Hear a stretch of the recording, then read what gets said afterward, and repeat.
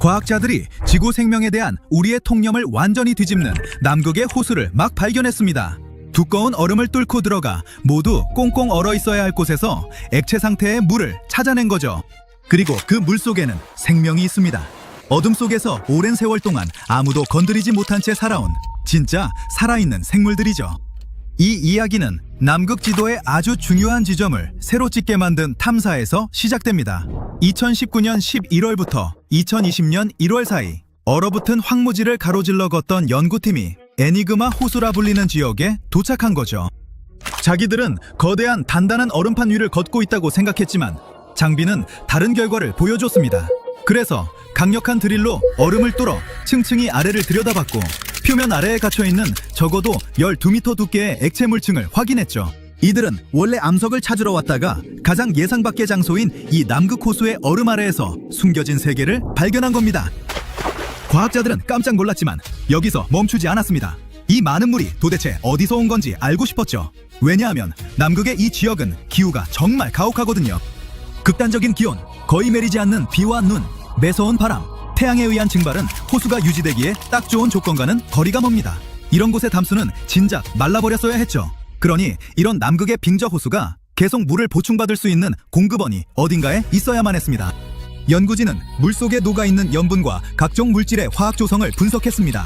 그러다 물의 근원을 가리키는 일정한 패턴을 발견했죠. 근처 빙하가 아무도 존재할 거라 예상하지 못했던 지하 통로를 통해 이 호수에 물을 흘려보내고 있는 것처럼 보였던 겁니다. 이렇게 해서 우리는 얼음 아래 숨어있는 경이로운 발견을 마주하게 됩니다. 비나 표면의 묵은 물이 아니라 지구를 조용히 순환하는 지하수의 흐름이 끊임없이 먹여 살리는 호수인 거죠. 그래서 연구팀이 더 깊이 뚫었을 때 단순히 물만 발견한 게 아니었습니다. 비밀스러운 생태계를 찾아낸 거죠. 생명이 있을 리 없다고 생각했던 바로 그곳에서 말입니다. 여기서 말하는 생명은 우리에게 손은 드는 그런 존재가 아니에요. 얼음에 가려 외부와 차단된 채 이 숨겨진 보금자리 안에 갇혀 진화해온 미세한 생물들, 미세한 구조들, 미생물 군집을 뜻합니다. 이 미생물들은 호수 바닥을 미생물 매트로 뒤덮고 있습니다. 그냥 덩어리진 조류가 아니라 카페처럼 복잡하게 엉긴 미생물층이죠. 어떤 매트는 가늘고 뾰족한 막처럼 보이고 어떤 것은 두껍고 구겨진 카펫 같거나 심지어 키가 약 40cm쯤 되는 나무 모양 구조처럼 보이기도 합니다. 이렇게 먼 행성의 생명을 다룬 공상과학 영화에서 막 튀어나온 듯한 구조물들은 물속을 떠다니는 우연한 DNA 조각이 아닙니다. 거기서 번성하며 구조를 만들고 층을 이루고 시간에 따라 변하고 있죠. 그래서 이 호수 바닥은 마치 숲의 바닥처럼 느껴집니다. 다만 완전히 어둡고 차갑고 두꺼운 얼음에 덮여 있을 뿐이죠. 거의 빛이 닿지 않는 얼음 약 14m 아래에서도 생명이 이렇게 번성할 수 있다면 생명이 어디에서 존재할 수 있는지에 대한 우리의 생각도 바뀌어야 할지 모릅니다. 그리고 우리가 이 숨은 호수 생태계를 건드리면 어떤 일이 벌어질지 아직 아무도 모릅니다. 사람, 기계, 심지어 우리의 숨결까지 이곳에 들여보내면 어떻게 될까요? 이 미생물들은 얼마나 많은 수천 년, 어쩌면 수백만 년 동안이나 지상 세계와 전혀 접촉하지 못한 채 고립되어 살아왔습니다. 인간이 여기에 손을 대면 이들이 한 번도 만난 적 없는 다른 미생물들과 마주치면서 심각한 위험에 처할 수도 있습니다. 호수는 오염되고 그 생태계는 영원히 달라질지 모릅니다. 우리가 이런 새로운 영역으로 들어갈수록 더더욱 조심해야 합니다. 결국 남극 전체가 진화와 적응, 생존의 비밀이 담긴 한 권의 책과 같아서 우리가 신중하게 읽어나가야 하니까요. 이 대륙은 계속해서 우리를 놀라게 합니다. 사람이 한 번도 본 적 없는 동물들이 외딴 구석구석에서 모습을 드러내죠. 기묘한 바다 생물에서 얼음을 좋아하는 존재조차 몰랐던 곤충들까지 말입니다. 예를 들어 과학자들이 로스 빙봉의 밑면에 거꾸로 매달린 얼음을 좋아하는 바다 말미잘을 발견했을 때죠. 천장에 붙은 섬세한 꽃처럼 보여 차가운, 마치 나쁜 이별만큼이나 싸늘한 물속으로 촉수를 흔들고 있었습니다. 연구진이 얼음 밑으로 로봇을 조종해보내 전혀 새로운 종을 찾아내기도 했습니다. 그리고 레드카펫을 걷는 셀럽 같다고 해서 유명해진 새 얼굴, 남극 딸기 깃불 가사리도 있죠. 이 물속을 떠다니는 솜방울 같은 생물은 팔이 많게는 20개까지 달릴 수 있습니다.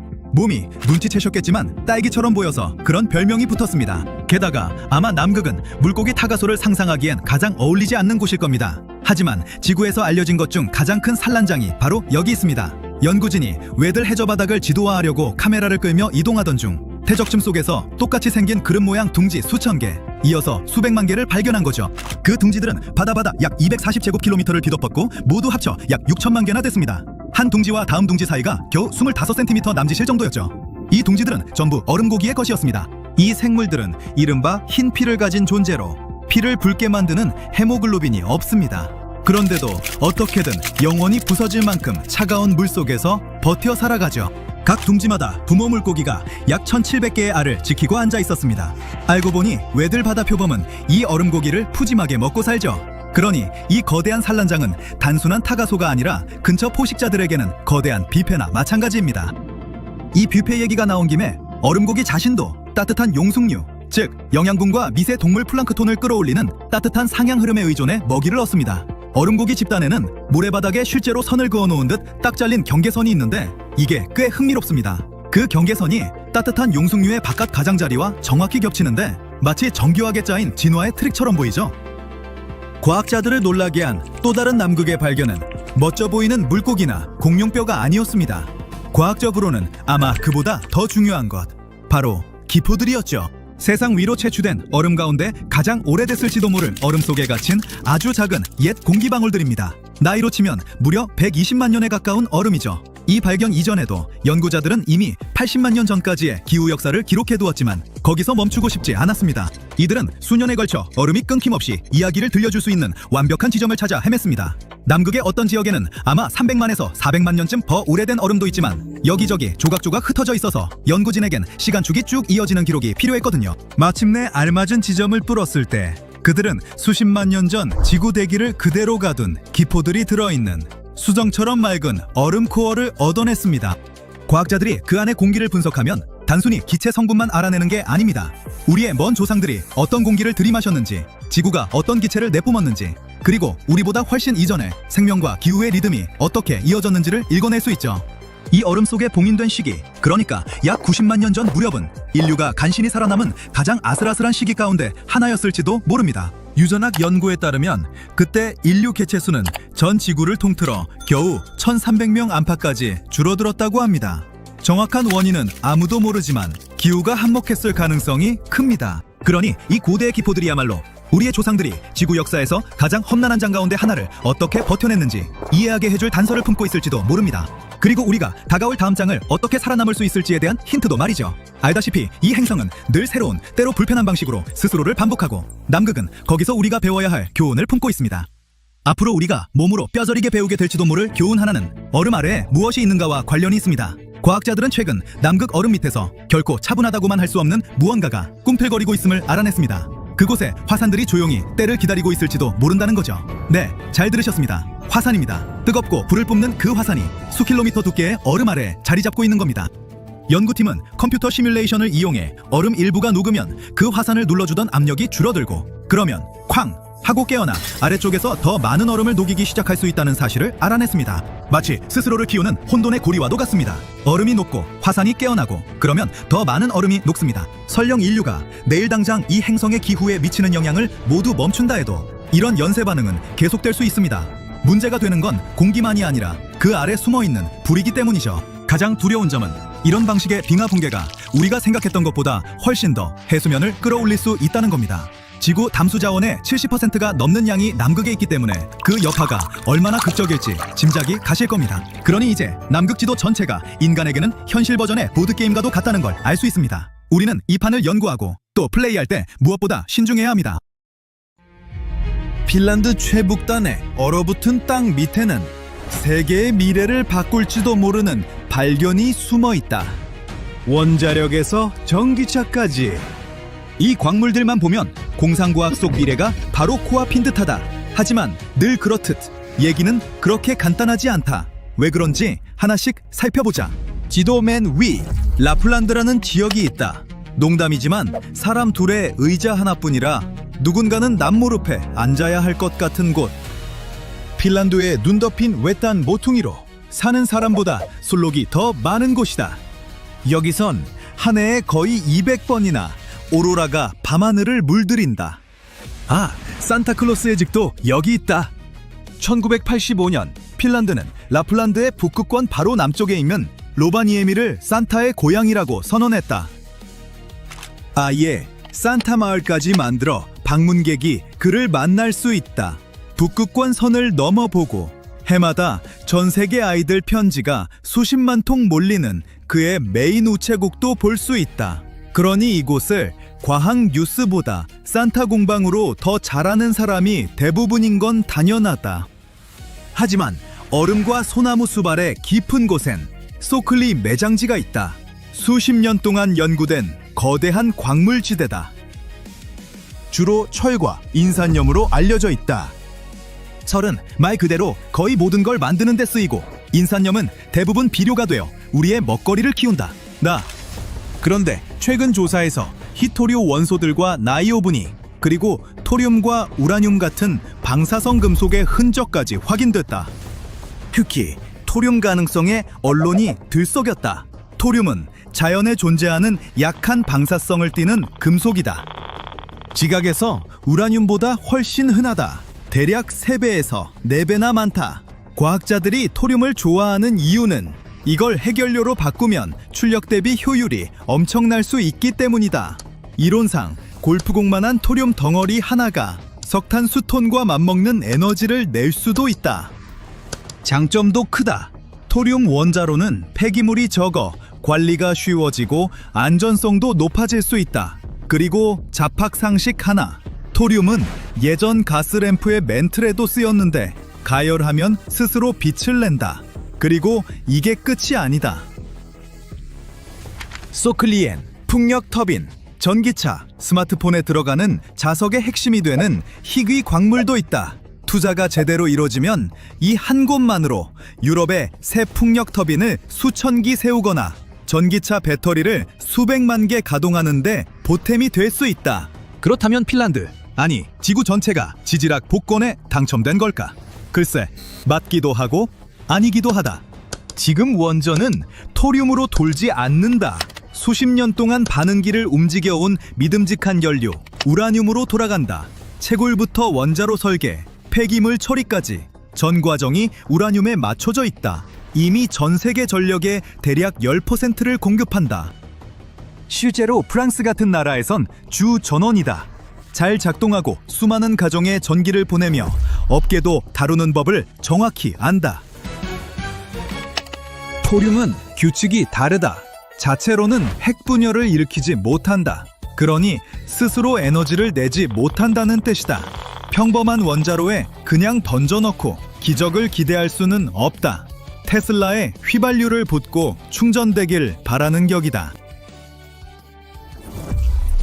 토륨을 쓰려면 다른 형태의 원자로와 그걸 뒷받침할 시스템이 필요하다. 비용이 많이 들고 아직 실험 단계이며 본격 상용화까지는 갈 길이 멀다. 그러니 서클리의 토륨은 분명 반짝이고 기대를 품게 한다. 하지만 지금으로서는 땅속에 그대로 남아 미래의 기술과 투자를 기다릴 뿐이다. 그렇다면 다른 히토류는 어떨까? 네오디뮴이니 프라세오디뮴이니, 발음부터 쉽지 않다. 맞다. 하지만 요즘은 이어버드에서 병원 MRI까지 거의 모든 데 숨어 있다. 전기차 모터를 돌리고 거대한 풍력 터빈을 회전시킨다. 한마디로 어디에나 있다. 거기에 나이오븐도 있다. 이 금속은 강철을 더 강하게 만든다. 나이오븐을 조금만 섞어도 다리에서 로켓까지 쓰이는 더 강하고 가벼운 합금이 된다. 지금 유럽은 대부분을 브라질 등에서 수입한다. 소클리를 개발하면 유럽에 자국산 공급원을 마련해 줄 수 있다. 하지만 또다시 얘기는 복잡하다. 아까 말했듯 라플란드는 지구에서 손꼽히게 아름다운 곳이다. 유럽의 마지막 대자연 가운데 하나로 소나무 숲이 끝없이 이어진다. 그 모든 자원을 캐내면 대가가 따른다. 이런 규모의 채굴은 풍경을 망치고 산타의 기분을 상하게 하거나 섬세한 북극 생태계를 해칠 수도 있다. 게다가 방사성 원소 얘기이기도 하다. 자연만의 문제도 아니다. 이곳엔 3이라는 원주민 공동체가 산다. 그러니 무엇을 할지 그들의 목소리가 반드시 반영돼야 한다.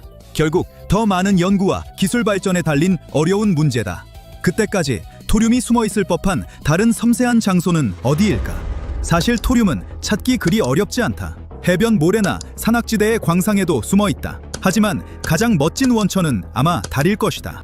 1990년대에 나사의 루너 프로스펙터 탐사선이 달 표면을 지도화하며 토륨이 유난히 풍부한 구역을 포착했다. 이는 우리 위성에 지구에선 매우 드문 헬륨-3 같은 원소가 숨어 있을 가능성까지 생각하면 미래 달 탐사를 서두를 만한 동기다. 달을 채굴하는 건 어쩌면 완벽한 해법일지도 모른다. 대기업 입장에선 경쟁자도 훨씬 적을 테니까. 그렇지만 달에는 대기가 없어 방사선과 극단적인 온도 변화를 그대로 맞는다. 인류에게는 꽤 괜찮은 도전 과제가 되겠지. 어떻게 될지는 두고 보자. 한편 전혀 딴 얘기처럼 들리지만 지구로 돌아와 보자. 심해 해저에서 과학자들이 꽤 놀라운 걸 새로 발견했다. 태평양 시몬평원을 탐사하던 중 다금속 단괴를 발견한 것이다. 감자만한 금속 덩어리인데 배터리 제조에도 중요한 자원이다. 그런데 더 흥미로운 건 이 단괴들이 물속으로 산소를 내보내는 듯하다는 점이다. 과학자들은 이를 암흑산소라고 부른다. 보통 산소는 식물이나 조류, 세균의 햇빛이 다 일어나는 광합성에서 나온다. 하지만 이 깊고 깊은 어둠 속에는 햇빛이 없다. 가설은 이렇다. 이 돌들이 작은 배터리처럼 작동해 표면에서 아주 미세한 전류를 만들고 물을 수소와 산소로 분해한다는 것. 한마디로 이 돌들이 스스로 조용히 산소를 만들어내고 있을지 모른다. 여고, 이게 사실이라면 심해 생태계를 이해하는 방식이 달라질 수 있다. 어떤 생물들은 열수 분출구나 위에서 떨어지는 먹이에만 기대지 않을 수도 있다. 바위 자체에서 나오는 비밀스러운 산소 지원을 받고 있을지 모른다. 물론 연구는 이제 막 시작됐고 이 산소가 오염에 의한 신호이거나 양이 너무 적어 의미 없다는 주장도 있다.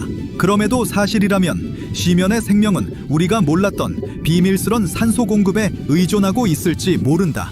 오싹하고 신비롭고 동시에 꽤 놀랍다. 이 이야기는 다른 천체의 생명도 떠올리게 한다. 지구의 바위가 완전한 어둠 속에서 산소를 만들 수 있다면 유로파나 엔셀라두스 같은 위성의 바다도 그럴 수 있지 않을까. 우주는 우리를 놀라게 할 비밀스런 산소 공장들로 가득할지도 모른다. 마지막으로 토륨 말고도 핀란드에선 멋진 지질학 소식이 또 있었다. 강으로 흘러들어온 지르콘 결정들을 분석해보니 화학적 지문이 현지 암석과 맞지 않았다. 흔적은 그린란드로 이어졌다. 스칸디나비아의 아주 오래된 기반 일부가 실제로 그곳에서 왔을 가능성을 시사한다. 쉽게 말해 스칸디나비아가 수십억 년 전 그린란드에서 떨어져 나와 바다를 건너왔을지도 모른다는 얘기다. 이 뜻밖의 연결고리는 북유럽의 대지가 우리가 생각하던 것보다 훨씬 오래되고 흥미롭다는 걸 보여준다. 소클리 매장지가 미래를 무한한 에너지로 움직일 수 있을지는 아직 알 수 없다. 다만 날마다 새로운 발견이 대화를 부르고 우리를 또 다른 배움으로 이끌고 있다. 앞으로 10년 동안 어떤 신기술과 숨은 자원이 드러날지 누가 알겠나. 이제 실내, 주소도 알았겠다. 산타에게 편지 좀 써야겠다. 아직 말썽꾸러기 명단에서 빠져나오려면 노력 중이라서